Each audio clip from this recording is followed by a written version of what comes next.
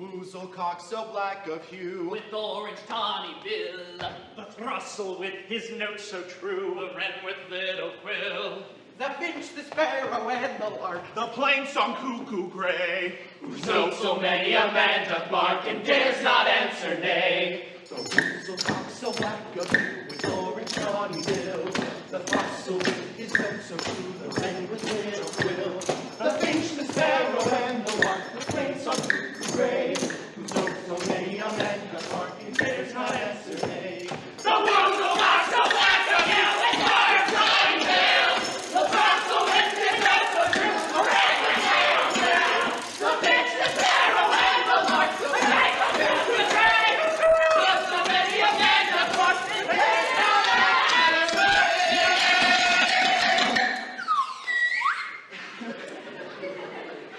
Are we all met? pat, pat. And here is a marvelous convenient place for our rehearsal. This green plot shall be our stage.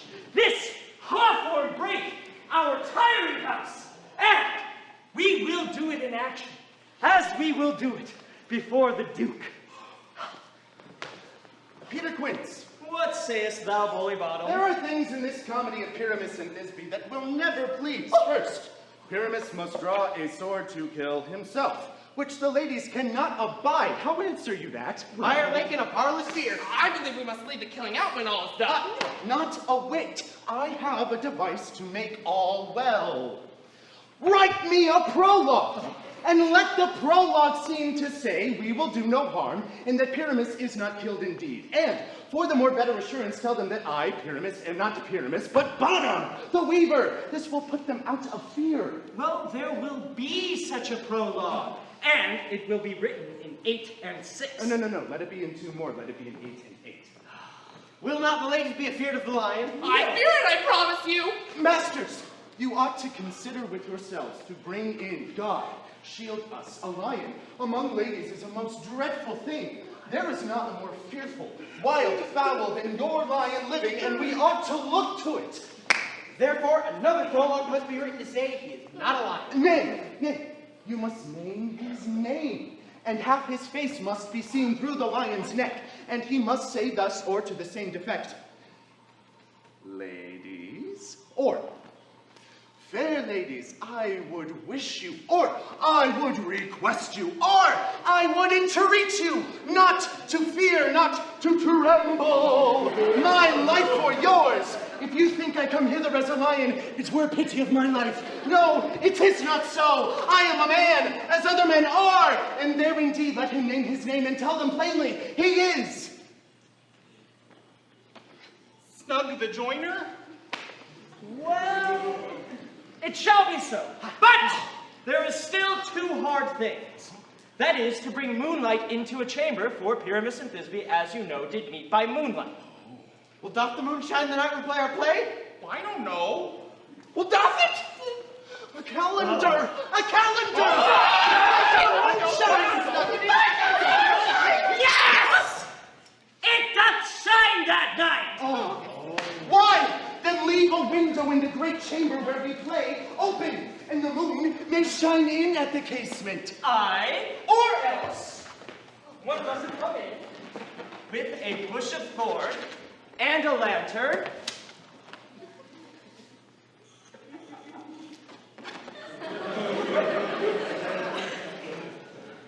and say that he is to disfigure or to present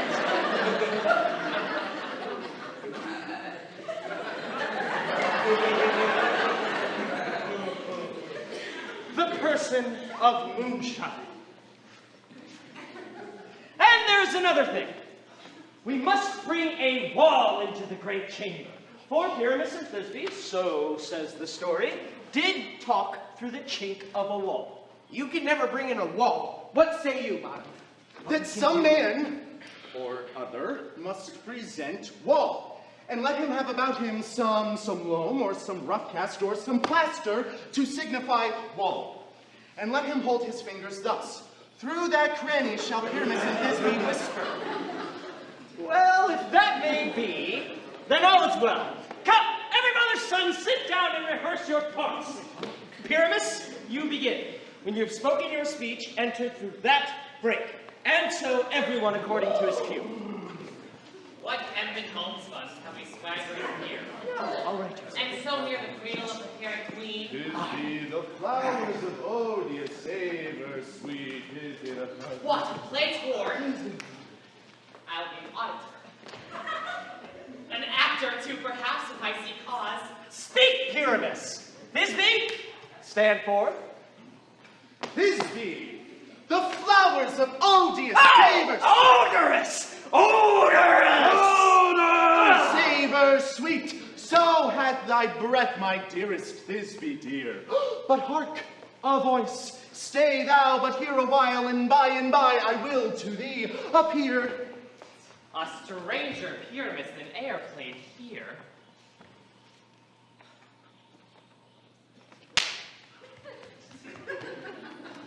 Must I speak now? Aye, marry must you, for you understand he has gone away but to see a noise he heard, and is to come again. Most radiant Pyramus, most lily white of hue, of color like the red roses of Triumph Briar, most briskly juvenile and most lovely Jew.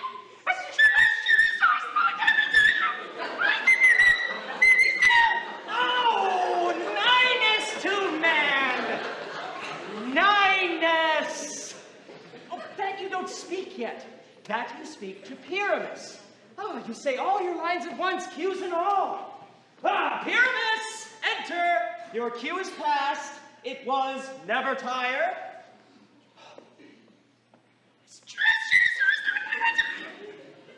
If I were fair Thisbe, I were only thou. Oh, monstrous! Oh, strange! We are haunted! Pray, masters, fly, masters, help!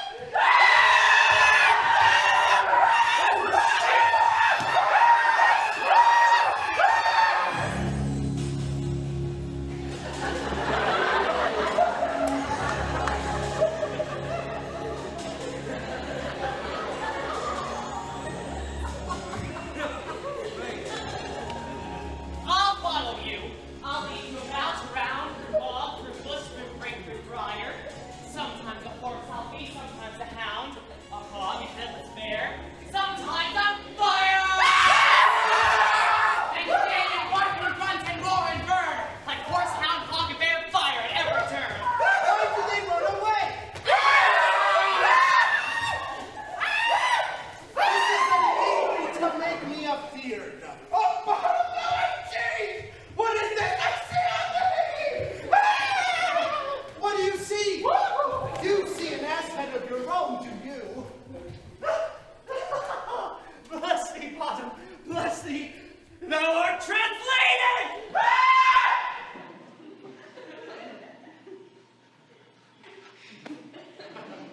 I see their knavery. This is to make an ass of me, to fright me, if they could. But I will not stir from this place. Do what they can.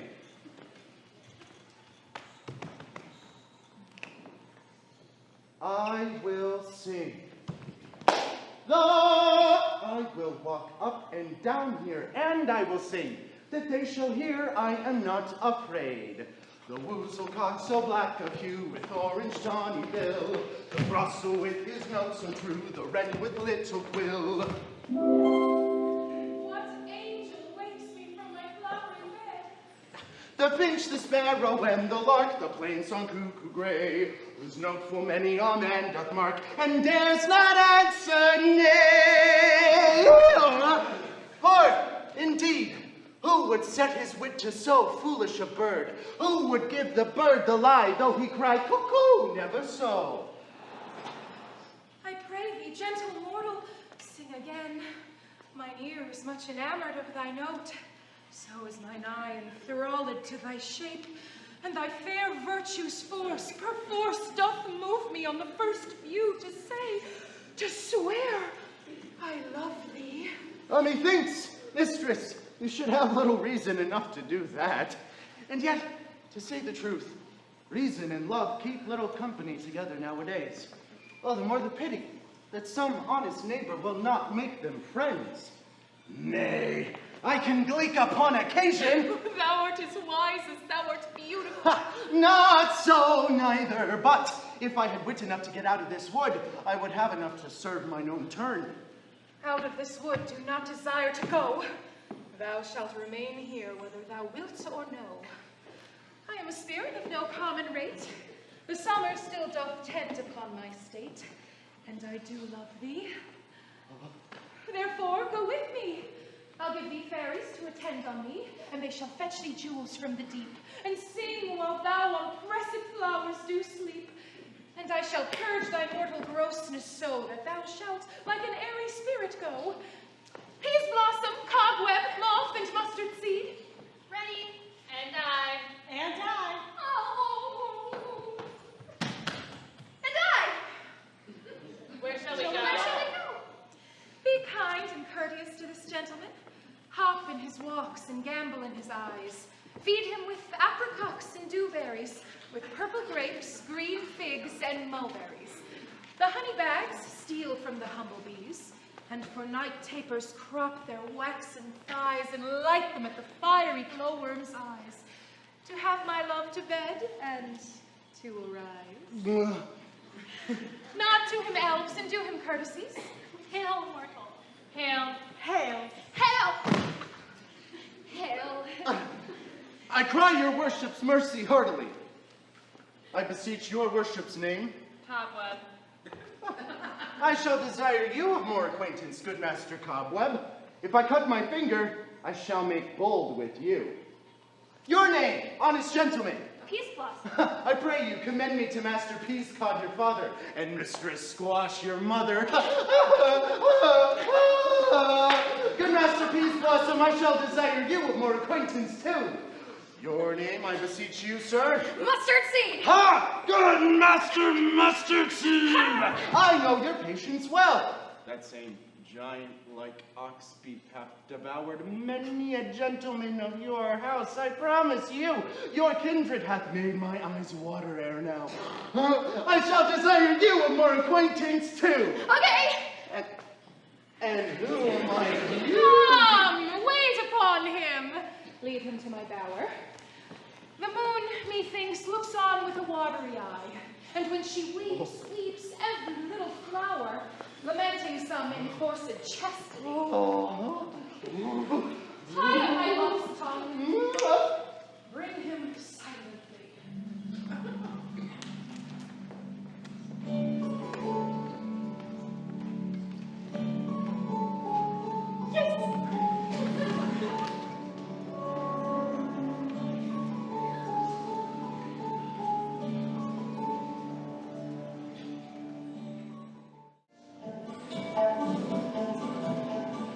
I wonder if Titania be awaked.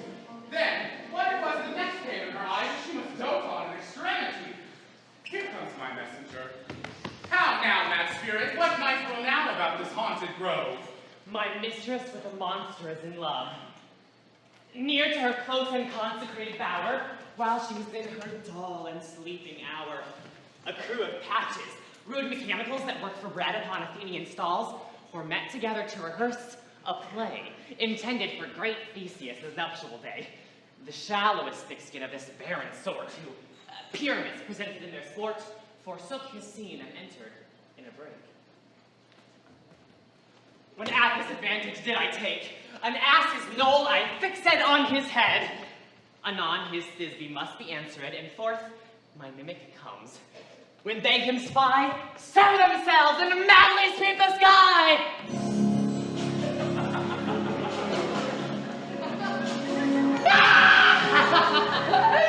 I led them on in this distracted fear, and left sweet Pyramus translated there. When, in that moment, so it came to pass, Titania waked and straightway loved an ass. This falls out better than I could devise.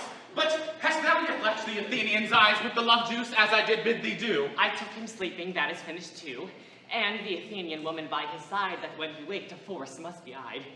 Stand close. This is the same Athenian. This is the woman, but not this the man. Oh, why rebuke you him that loves you so, like breath so bitter on your bitter foe? Time should use thee worse, for thou, I fear, hast given me cause to curse. If thou hast slain Lysander in his sleeping, or shoot in blood, and plunge in the deep, and kill me too! Huh? It cannot be but thou hast murdered him. So should a murderer look, so dead, so grim. So should the murdered look, and so should I. Pierce through the heart with your stern cruelty. Lysander! Yet you, the murderer, look as bright, as clear, as yonder Venus in her glimmering sphere. What is this to my Lysander? Where is he? Ah, good Demetrius, wilt thou give him me? I had rather give his carcass to my hounds. Out, dog, out, cur! Thou drivest me past the bounds of maiden's patience. Hast thou slain him then? Henceforth never being numbered among men? No. Oh, tell true even for my sake. Durst thou have looked upon him being awake? And hast thou killed him sleeping? Oh, brave touch! Could not a worm, an adder do so much? You spend your passion on a misprized mood. I am not guilty of Lysander's blood, nor is he dead for all that I can I tell. pray then, tell me then that he is well. And if I could, what should I get there for? A privilege never to see me more. And from thy hated presence part I so. See me no more, where he be dead or no. There is no following her in this fierce fame. Here, therefore, for a while I will remain. What hast thou done? Thou hast mistaken quite, and laid the love juice on some true love sight. Of thy misprision must perforce ensue some true love turned, and not a false turn true. Then fate o'errules. About the wood goes swifter than the wind.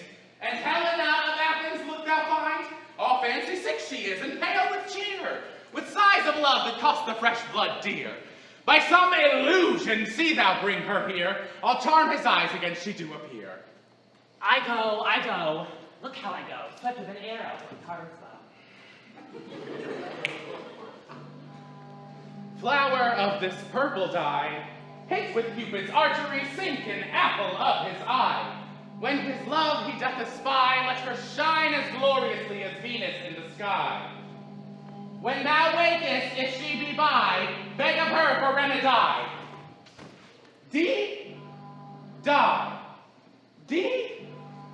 Die.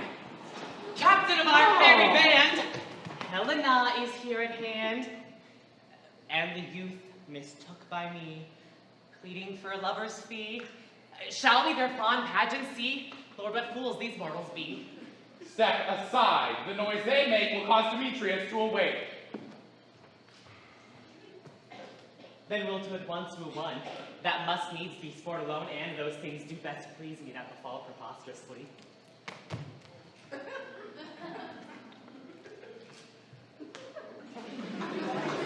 I should woo in scorn. Scorn and derision never come in tears. Look, when I bow, I weep. Wherefore was I?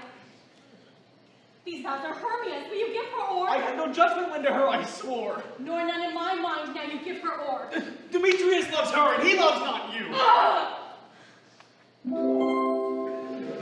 Oh, Helen, goddess, nymph, perfect, divine, to what, my love, shall I compare thine eyne? Crystal is muddy, oh, how ripe in show, thy lips those kissing cherries, tempting grow.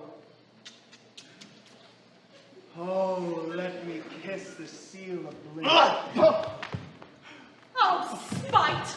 Oh, hell! Helen, wait, no, stop! Oh, I see you all are bent to set against me for your merriment.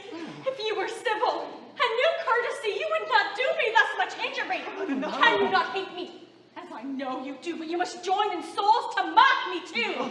If you were men, as men you are in show, you would not use a gentle lady so to vow and swear and superpraise my parts when I am sure you hate me with your hearts. You are both rivals and love Hermia, and now both rivals to mock Helena, a trim exploit, a manly enterprise to conjure up tears in a poor maid's eyes. With your derision, all to make you sport. Demetrius, you are unkind. Me not so, for you love Hermia, this you know I know. And here with all my goodwill, with all my heart, in Hermia's love I yield you up my part, and yours of Helena, to me bequeath, whom I do love and will do till my death. Never walk waste more, I will pray. Lysander, keep thy Hermia, I will none! If e'er I loved her, all that love is gone. My heart to her but his guest wife sojourned, and now to Helen is home returned, there to remain. Helen, it is not so. Disparage not the fate thou dost not know, lest to thy peril thou abide it, dear. Look where thy love comes, yonder is thy dear. Dark night, that from the eye function takes, the ear will quick of apprehension makes. Oh, And when I Lysander found, my ear will think it brought me to thy sound. But why unkindly didst thou leave me so? why should he stay, whom love doth press to go? What love could press Lysander from my side? Lysander's love that would night let him bide. Oh, fair Helena, who more engilds the night than all yon fiery O's and eyes of light. Oh, why seekest thou me? Could not this make thee know the hate I bear thee made me leave thee so? You speak not as you think, it cannot be. Lo, she is one of this confederacy. Now I perceive they have conjured all three to fashion this false sport in spite of me. Injurious Hermia, most ungrateful maid, have you conspired? Have you with these contrived to bait me with this foul derision? As all the counsel we two have shared, sisters' vows, the hours we have spent when we chid the hasty for the time for parting us, oh, is all forgot? School-day friendship, childhood innocence. And will you rent our ancient love asunder to join with these men in scorning your poor friend? It is not friendly. 'Tis not maidenly. Our sex as well as I may chide you for it. But I alone do feel the injury. I am amazed at your passionate words. I scorn you not, it seems you scorn me. Have you not set Lysander in scorn to follow me and praise my eyes and face and made your other love, Demetrius, who even but now did spurn me with his foot and call me goddess and nymph, divine and rare, precious, celestial? Wherefore speaks he this to her he hates? And wherefore doth Lysander deny your love, so rich within his soul and tender me? Forsooth, affection, but by your setting on, by your consent. I understand not what you mean by this. I do persever. Counterfeit sad looks, make mouths upon me when I turn my back with each another. Hold the sweet jest up. This sport well carried shall be chronicled. If you had me pity, grace, or manners, you would not make me such an argument. But fare thee well. 'Tis partly my own fault, which death or absence soon shall remedy. Stay, gentle Helena, hear my excuse, my love, my life, my soul. Excellent! Do not scorn her so. If she cannot entreat, I can compel. Thou canst compel no more than she entreat. Thy threats have no more strength than her weak prayers. Helen, I love thee by my life, I do. I say I love thee more than he can do. If thou say so, withdraw, and prove it too. Lysander! Quick, come! Away, you Ethiop! No, seek to break loose, take on as you would follow, but yet, come not, you are a tame man. Go. Hang off the cat, the bird, vile thing! Let loose, or I will shake thee from me like a serpent! Thy love! Out, tawny Tartar, out! Out, loathed medicine, oh, hated potion head! Do you not jest? Yes, soothe, and so do you. Demetrius, I will keep my word with thee. I would I had your bond, for I perceive a weak bond holds you. I'll not trust your word. What? Should I hurt her, strike her, kill her dead? Although I hate her, I'll not harm her so. What can you do me greater harm than hate? Hate me? Wherefore? What news is this, my love? Are you not Lysander? Am I not Hermia? Since night you loved me, yet since night you left me. Why then you left me? Oh, the gods forbid. In earnest, shall I say? Aye. by my life, and never did desire to see thee more. Therefore be out of hope, of question, of doubt, be certain. Nothing truer, 'tis no jest that I do hate thee. And love Helena. Oh.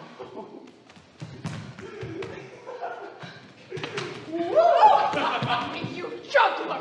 You canker blossom! You thief of love! What have you come by night and stolen my love's heart from him mine? My faith, have you no modesty, no maiden shame, no touch of bashfulness? Fie!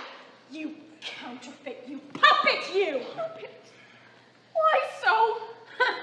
Aye, that way goes the game. Now I perceive that she hath made compare between our statures, that she hath urged her height, and with her personage, her tall personage, her height forsooth, she hath prevailed with him. And are you so grown high in his esteem because I am so dwarfish and so low? How low am I? Painted maiden, speak! How low am I? I am not yet so low that my nails can reach into thine eyes! I say, gentlemen, you mock me. Let her not hurt me. I was not cursed. I have no gift at all at shrewishness. Let her not strike me.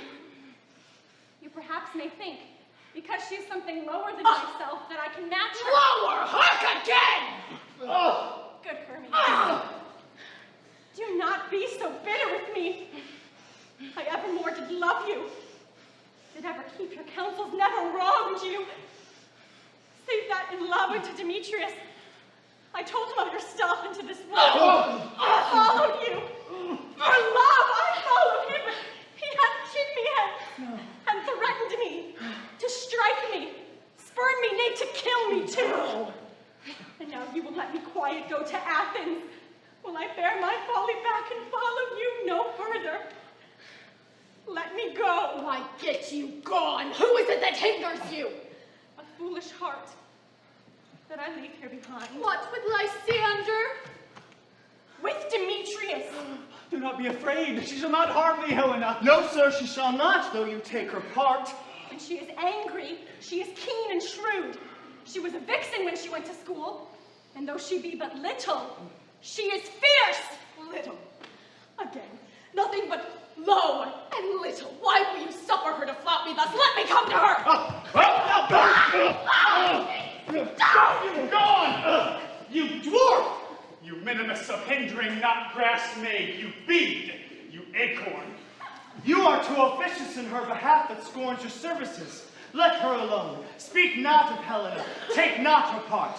For if thou dost intend never so little show of love to her, thou shalt abide. Now she holds me not. Now follow if thou darest, to try who's right, of thine or mine, is most in Helena. Follow? Nay, I'll go with thee, cheek by jowl. You, mistress, all this coil is long of you. Nay, go not back. I will not trust you, I, nor longer stand your cursed company. Your hands and mine are quicker for a fray. My legs are longer, though, to run away. I am amazed and know not what to say. This is thy negligence! Still thou mistakest, or else committest thy knaveries willfully. Believe me, King of Shadows, I mistook. Did not you tell me I should know the man by the Athenian garments he had on? I have anointed an Athenian's eyes. Thou seest these lovers seek a place to fight. Hide therefore, Robin, overcast the night. The starry welkin cover thou anon with drooping fog as black as Acheron, and lead these testy rivals so astray as one come not within another's way. Like to Lysander, sometime frame thy tongue, then stir Demetrius up with bitter wrong, and sometime rail thou like Demetrius, and from each other look thou lead them thus, till o'er their brows death counterfeiting sleep, with batty wings and leaden legs doth creep. Then crush this herb into Lysander's eye, whose liquor hath such virtuous property, to take from thence all error in his might, and make his eyeball roll with wonted sight. When they next wake, all this derision shall seem a dream and fruitless vision. Whilst I in this affair do the employ, I'll to my queen and beg her Indian boy, and her transformed eye release from monster's view, and all things shall be peace. My fairy Haste! Make no delay. We may effect this business yet ere day.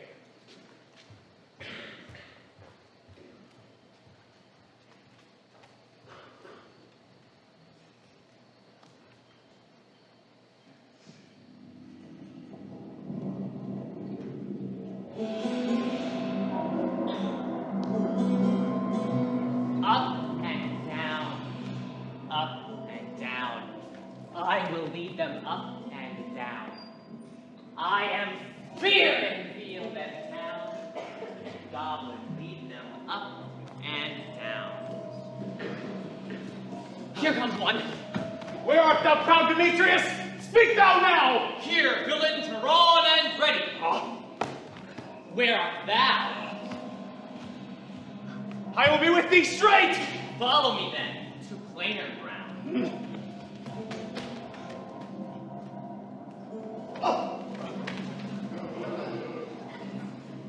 Lysander! Speak again! Thou runaway! Thou coward! Art thou fled? Speak! In some bush? Where dost thou hide thy head? Thou coward! Come, recreant, come, thou child! I'll whip thee with the rod. Yeah! Art thou there? Follow my voice. We'll try no manhood here.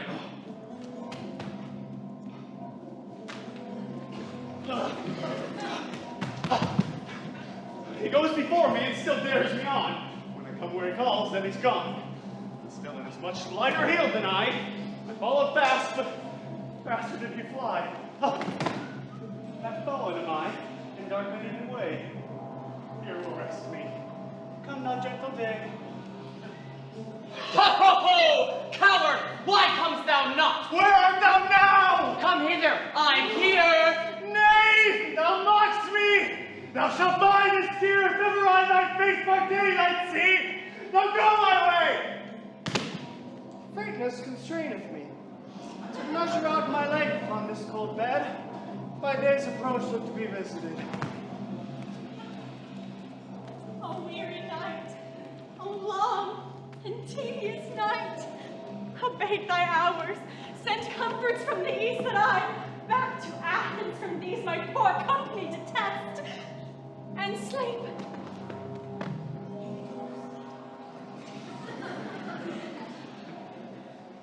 Yet but 3. Come one more, 2 of both times makes up 4. Here she comes, cursed and sad. Cupid is a knavish lad. Oh, thus to make poor females mad. Never so weary, never so in woe, bedabbled with dew and torn with briars. They can no further crawl, no further go. Here will I rest me till the break of day.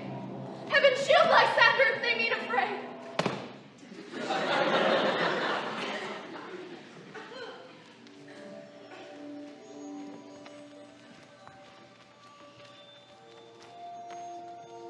On the ground, sleep sound.